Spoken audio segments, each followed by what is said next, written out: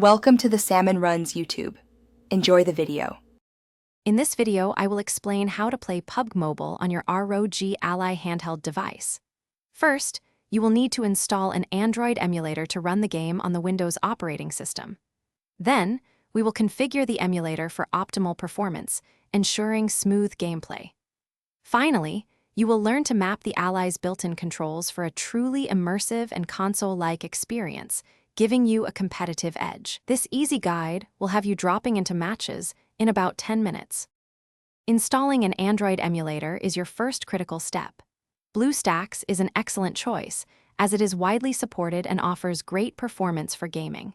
Head over to the official BlueStacks website and download the most recent stable version. The installation process is straightforward. Simply follow the prompts, agreeing to the terms and conditions. Once completed, launch BlueStacks to begin setting up your virtual Android device, which should take only a few moments. Optimizing your emulator settings is crucial for smooth PUBG Mobile gameplay. Within BlueStacks, navigate to the Performance tab and allocate at least 4 CPU cores and 8 GB of RAM to the emulator.